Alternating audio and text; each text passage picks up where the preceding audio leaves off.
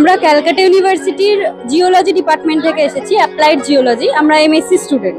আমি তনুশ্রী বেরা। আমি সুমন পুরকাই। তো আমরা অ্যাপ্লাইড জিওলজি ডিপার্টমেন্টকে এখানে রিপ্রেজেন্ট করছি। তো জিওলজি সাবজেক্টটা হচ্ছে এমনই, যেটা ক্লাস 12 অবধি আমাদের কোনো ধারণাই ছিল না যে জিওলজি মানে কি। তারপর আমরা যখন বিএসসি তে এলাম, তখন আমরা জিওলজি সাবজেক্টটা নিয়ে পড়া স্টার্ট করলাম। তো জিওলজি নিয়ে আমাদের কোনো ক্লিয়ার ধারণা ছিল না যে জিওলজি আসলে কি। তো অনেক রকম ভাবতাম যে জিওলজি মনে হয় জিওগ্রাফিরই মতো, বা অনেকে বলতো যে জিওলজি মানে কি জুলজি। তো যখন আস্তে আস্তে সাবজেক্টটা পড়তে শুরু করলাম, তখন জানতে পারলাম যে জিওলজি আসলে কি। যেমন আমরা আমাদের ইতিহাসটা পড়ি, হিস্ট্রিটা পড়ি আমাদের পাস্টকে জানার জন্য, আমরা এখন যে জায়গায় আছি, আমরা আগে কোথায় ছিলাম এবং ভবিষ্যতের দিকে আমরা কিভাবে এগোচ্ছি ওটা জানার জন্য। যেমন আমরা হিস্ট্রি পড়ি, লাইফ সায়েন্স পড়ি আমাদের ইভলিউশনটা জানার জন্য, তেমনি জিওলজি হচ্ছে evolution of the earth system science বলা হয় এইটিকে।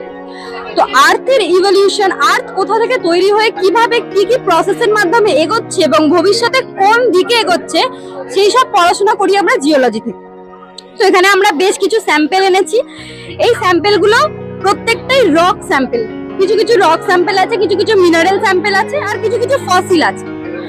তো এই প্রত্যেক জিনিসগুলোই আমরা প্রেজেন্ট ডেতে কোথাও না কোথাও থেকে কালেক্ট করেছি। কিন্তু এই একটা জিনিস আছে যে জিনিসগুলো প্রায় কয়েক মিলিয়ন ইয়ার আগের আমাদেরকে সাক্ষী দিচ্ছে। যেমন এখানে আছে প্ল্যান্ট ফসিল। দেখা প্ল্যান্ট ফসিল, এই সমস্ত প্ল্যান্ট গুলো এখনকার সময় পাওয়া সম্ভব না। এগুলো আমরা বিভিন্ন বহু মিলিয়ন বছর আগে এগুলো রকে ইমপ্রিন্ট করে সেটা আমরা এখন পাচ্ছি। এগুলো প্ল্যান্ট ফসিলস এর ইমপ্রিন্ট। এগুলো গাছের স্টিম একটা, এটা এগুলো অ্যামোনাইট ফসিল। সেরকম এগুলো হচ্ছে ঘোড়ার দাঁতের ফসিল। এগুলো হচ্ছে, এটা হচ্ছে স্টেগোডন্ট, এক ধরনের এলিফ্যান্টের টিথ। তো আমরা মেনলি এই জিনিসগুলো নিয়ে করি কি, তো এই জিনিসগুলো, এই যে ফসিলগুলো আমরা পাচ্ছি, যেমন আমরা ডায়নোসর কোনোদিন চোখে দেখিনি যে ডায়নোসর ছিল, কিন্তু আমরা জানি ডায়নোসর আছে। কিভাবে জানি? এই ফসিলগুলো থেকেই জানতে পারি। যেমন এইখানে যে আছে এই ফসিলটা একটা গ্লসোপটেরিসের ফসিল, যেটা আমরা কোনোদিন ওই প্ল্যান্টটা চোখে দেখিনি, কিন্তু এই ফসিলটা দেখে আমরা প্রেডিক্ট করতে পারছি যে একটা সময় এটা ছিল।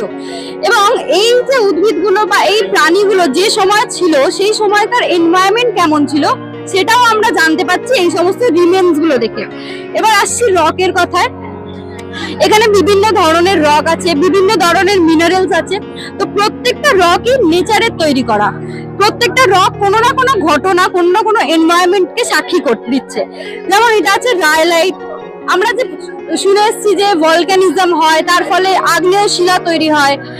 এটি হচ্ছে একটি আগ্নেয় শিলার উদাহরণ, যে বিভিন্ন লেয়ারে যে লাভা জমে জমে তৈরি হয়েছে এই আগ্নেয় শিলাটা। এখানে বিভিন্ন লেয়ারিং, এখানে বিভিন্ন যে লাভার লেয়ারিং এখানে আছে।